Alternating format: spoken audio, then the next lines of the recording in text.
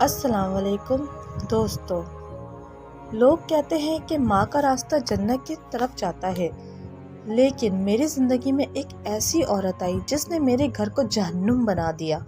آج جو دکھ بھری داستان میں آپ کو سنانے جا رہی ہوں، وہ سن کر آپ کی روح کانپ اٹھے گی۔ میں نے اپنی آنکھوں سے وہ ظلم دیکھا ہے جو کوئی دشمن بھی نہ کرے، لیکن دوستو، اللہ کی لاٹھی بے آواز ہے۔ اس ظالم عورت کا انجام دیکھ کر آپ کو یقین ہو جائے گا کہ مکافات عمل کیا ہوتا ہے۔ ویڈیو کے آخر تک لازمی دیکھیے گا، کیونکہ اس کہانی کا اینڈ آپ کی سوچ بدل دے گا۔ یہ بات تب کی ہے جب میری سگی ماں ہمیں ہمیشہ کے لیے چھوڑ کر چلی گئی۔ میں صرف 8 سال کی تھی جب میرے ابو نے دوسری شادی کی۔ شروع کے کچھ دن تو وہ عورت بہت میٹھی بنی رہی، بالکل سگی ماں جیسی، لیکن جیسے ہی ابو کام پر جاتے، اس کا اصلی چہرہ سامنے آ جاتا۔ وہ مجھ سے گھر کے وہ کام کرواتی جو میری عمر کے بچوں کے بس میں ہی نہیں تھے۔ تھوڑا سا نرم بولنے پر وہ مجھ سے کہتی، زیادہ نخرے مت دکھاؤ، یہ تمہارا اپنا گھر اب نہیں رہا۔ مجھے آج بھی وہ سردیوں کی ٹھنڈی رات یاد ہے۔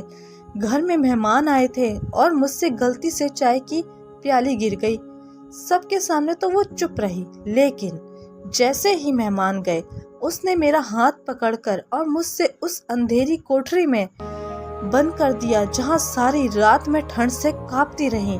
کھانا مانگنے پر وہ مجھ سے باسی روٹی دیتی، جبکہ اس کے اپنے بچوں نئے کپڑے پہنتے اور اچھا کھاتے۔ جب میں نے ابو کو بتانے کی کوشش کی تو اس نے مجھے دھمکی دی، اگر زبان کھولی تو تیرے باپ کو زہر دے دوں گی۔ وقت گزرتا گیا، میں بڑی ہو گئی اور میری شادی ہو گئی۔ وہ ظالم عورت اپنے بیٹوں پر بڑا فخر کرتی تھی، لیکن اللہ کو کچھ اور ہی منظور تھا۔ وہی بچے جن کے لیے اس نے مجھ پر ظلم کیا، وہ اسے ایک بیمار حالت میں چھوڑ کر پردیس چلے گئے۔ آج وہ گھر جہاں وہ رانی بن کر راج کرتی تھی، وہ ایک کونے میں اب پڑی رہتی ہے۔ نہ کوئی پانی دینے والا ہے، نہ کوئی بات کرنے والا ہے۔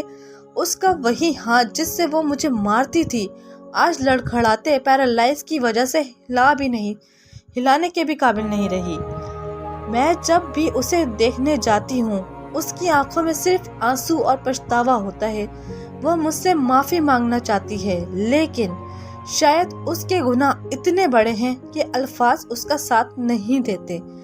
دوستو، یاد رکھیں، کسی معصوم کا دل دکھانے اور اس پر ظلم کرنا کبھی راس نہیں آتا۔ خدا کی پکڑ جب آتی ہے تو بھاگنے کا راستہ نہیں ملتا۔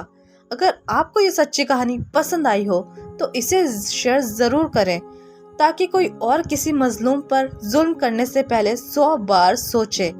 میرے چینل کو سبسکرائب کریں اور کمنٹ میں سبحان اللہ لازمی